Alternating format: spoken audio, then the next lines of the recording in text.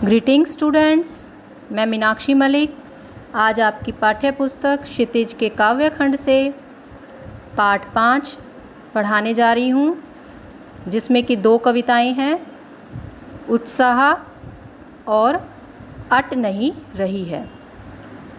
और इसके रचयिता हैं सूर्यकांत त्रिपाठी निराला जी। सबसे पहले स्टूडेंट्स, मैं आपको कवि परिचय दे रही हूँ, कवि के बारे में बता रही हूँ, सूर्यकांत त्रिपाठी निराला जी के बारे में। सूर्यकांत त्रिपाठी निराला का जन्म जो है बंगाल में मेदिनीपुर ज़िले के महिषादल गांव में हुआ था। उनका पितृग्राम जो है गढ़ाकोला है, ज़िला जो है उन्नाव है, और इनके पिता तत्कालीन रियासत महिषादल में कोषाध्यक्ष थे। इनकी माताजी का देहांत इनके बचपन में ही हो गया था। इनकी विधिवत स्कूली शिक्षा जो है 9वीं कक्षा तक ही हुई थी। पत्नी की प्रेरणा से ही इनकी साहित्य और संगीत में रुचि पैदा हुई। इनका जीवन दुखों और संघर्षों से भरा हुआ था। छायावाद और हिंदी की स्वच्छंदतावादी कविता के प्रमुख आधार स्तंभ निराला के साहित्य संसार में भारतीय इतिहास, दर्शन और परंपरा का व्यापक बोध होता है। उनकी रचनाओं में प्रकृति का विराट तथा उदात्त चित्र, विद्रोह, क्रांति, प्रेम की तरलता तथा दार्शनिकता दृष्टिगोचर होती है। इन्होंने सबसे पहले जो है मुक्तक छंद का प्रयोग किया था। एक और इनकी कविताओं में शोषित, उपेक्षित, पीड़ित तथा प्रताड़ित जन के प्रति गहरी सहानुभूति का भाव मिलता है। वहीं शोषक वर्ग और सत्ता के प्रति आक्रोश का भाव भी दृष्टिगोचर होता है। इन्होंने रामकृष्ण मिशन कलकत्ता के पत्र, समन्वय तथा बाद में मतवाला पत्रिका का संपादन किया था। निराला जी उदार, स्वाभिमानी, प्रकृति प्रेमी तथा त्यागी व्यक्ति थे। उनका देहांत जो है 15 अगस्त 1961 को हुआ था। इनकी काव्यगत विशेषताएं हैं, निराला जी जो हैं छायावादी कवि थे। वे जो हैं प्रमुख रूप से मुक्तक छंद में रचनाएं लिखते थे और इनकी कविता में मानवतावादी जीवन के दर्शन स्पष्ट रूप से दिखाई देते हैं। उन्होंने प्रकृति पर सर्वत्र चेतना का आरोप किया है। उन्होंने समाज के सच्चे रूप को अपनी पैनी नज़रों से देखा है। तो ये जो है निराला जी का जीवन परिचय हुआ। अब मैं आपको उत्साह कविता का सारांश बताती हूँ कि उत्साह कविता में जो है कवि ने क्या बता रखा है, क्या बताया है कविता में, किसका उल्लेख किया गया है। उत्साह कविता में कवि जो है बादलों के अनेक रूपों का चित्रण करता है। वह बादलों को लोक कल्याण के लिए बरसने की प्रार्थना करता है।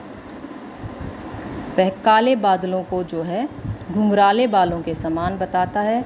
कवि कहता है कि बादल बालक के समान मृदुल और कोमल है। कवि एक और तो बादलों से बरसकर सबकी प्यास बुझाने की प्रार्थना करता है, जिससे कि चारों ओर शांति हो, सुकून हो। वहीं दूसरी ओर घनघोर गर्जन करते बादलों को क्रांति का प्रतीक भी मानते हैं, जो एक नई कल्पना और नए जीवन के अंकुर को जन्म देता है। तो अब मैं आपकी कविता शुरू करने जा रही हूँ, जिसका नाम है उत्साह, जो कि सूर्यकांत त्रिपाठी निराला जी ने लिखी है। बादल गरजो घेर घेर घोर घोर गगन, धाराधर ओ ललित ललित काले घुंघराले, बाल कल्पना कैसे पाले। विद्युत छवि उर में कवि नवजीवन वाले, वज्र छिपा नूतन कविता, फिर भर दो बादल गरजो। इन पंक्तियों में जो है कवि बादलों से प्रार्थना कर रहे हैं कि हे बादलों, खूब गरजो, खूब गर्जना करो और आकाश में जो है घिर घिर कर बरसो। हे बादल, तुम गर्जना करते हुए आओ और तुम खूब गरजो, कण कण कर दो, यानी कि जो है घिर घिर के बरसो, चारों तरफ जो है शांति कर दो और अपनी भयंकर गर्जना से संपूर्ण आकाश को घेर लो। तुम्हारे केश यानी तुम्हारे बाल जो हैं बहुत ही सुंदर हैं, काले हैं, घुंघराले हैं। यहाँ क्या है, ललित ललित यानी कि सुंदर, काले घुंघराले यानी कि तुम्हारे बाल जो हैं काले और घुंघराले बहुत सुंदर हैं। बाल कल्पना के से पाले, और ये केश जो है कल्पना के विस्तार के समान जो है घने हैं, यानी जिस प्रकार से हम कल्पना करते हैं और वह कल्पना जो है लंबी हो जाती है, कल्पना का कोई भी छोर नहीं होता, इसी प्रकार तुम्हारे बाल भी जो हैं बहुत ही लंबे, घने, काले, घुंघराले हैं। कवि जो है फिर बादल को कवि की ही संज्ञा देता है, कहता है कि आप कवि हो। विद्युत छवि उर में कवि नवजीवन वाले, यानी कि कवि जो है बादल को कवि की संज्ञा देते हुए कहते हैं कि हे कवि, हे बादल रूपी कवि, तुम्हारे हृदय में बिजली जैसी चमक है, बिजली जैसी कांति है। तुम संसार को नया जीवन देने वाले हो। नवजीवन वाले यानी कि तुम संसार को, इस दुनिया को जो है एक नया जीवन देने वाले हो। वज्र छिपा नूतन कविता, यानी कि हे बादल रूपी कवि, तुम्हारी भावनाओं में वज्र छिपा हुआ है, तुम्हारे अंदर जो है एक वज्र छिपा हुआ है। और वज्र का मतलब क्या होता है? वज्र का मतलब है कठोर, भीषण। तो कवि कहते हैं कि तुम्हारी जो भावनाएं हैं उसमें वज्र छिपा हुआ है। तुम संसार में अपनी नवीन कविता का संचार कर दो। नूतन कविता यानी नई कविता, नवीन कविता का संचार कर दो। फिर भर दो बादल गरजो। हे बादल, तुम गरजो और संसार भर में गरज गरज कर लोगों को व्याप्त कर दो, यानी कि सभी को शीतल कर दो, यानी कि जो लोग व्याकुल हैं, परेशान हैं, उनको शांति प्रदान कर दो। विकल विकल उन्मत्थे उन्मन, विश्व के निधाग के सकल जन, आए अज्ञात दिशा से अनंत के घन, तप्त धरा जल से फिर शीतल कर दो बादल गरजो। कवि कहते हैं कि संसार में चारों ओर गर्मी के कारण जो है बेचैनी फैली हुई है, व्याकुलता फैली हुई है, परेशान हैं लोग गर्मी से। विकल विकल यानी कि व्याकुलता, उन्मत्त थे उन्मन यानी कि लोग जो हैं गर्मी से बेचैन हैं, परेशान हैं।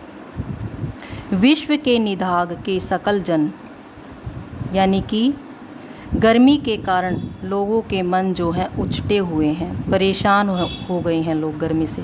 भीषण गर्मी के कारण जो है संसार के सभी लोग दुखी हैं। ऐसी स्थिति में न जाने आकाश की किस अज्ञात दिशा से बादल चले आते हैं। आए अज्ञात दिशा से अनंत के घन, यानी कि जब गर्मी से लोग बहुत परेशान हैं, व्याकुल हैं, बेचैन हो रखे हैं और उनके मन जो है उछटे हुए हैं, तो ऐसी स्थिति में जो है बादल क्या पता किस अज्ञात दिशा से चले आते हैं।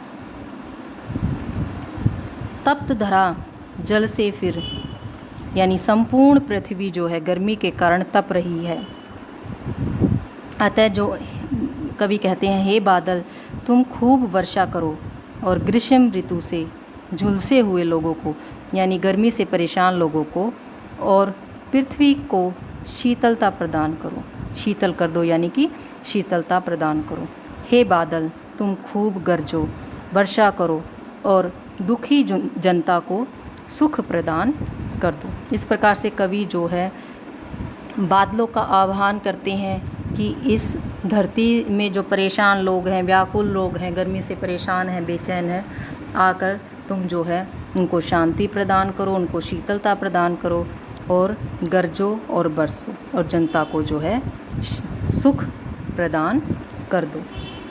यहाँ पर जो है कवि ने जो एक सांकेतिक अर्थ भी दिया है कि संसार में जो है चारों तरफ जो है हिंसा फैली हुई है और इस हिंसा और शोषण के कारण जो है लोग बहुत ही परेशान हैं। तब न जाने कहाँ से जो है कौन सा बादल जो है इस रूप में आता है और जो दुखों से ग्रस्त लोग हैं, दुखों से ये पृथ्वी जो है त्रस्त है, उस पृथ्वी पर कल्याण और मंगल की वर्षा करने आए हैं।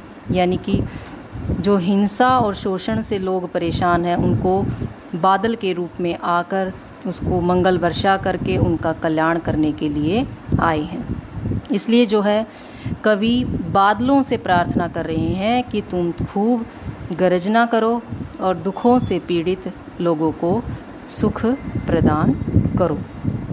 यहाँ पर कवि ने बादलों का आह्वान किया है और मूसलाधार वर्षा करने के लिए कहा है और गर्मी से पीड़ित लोगों को जो है राहत प्रदान करने के लिए कहा है।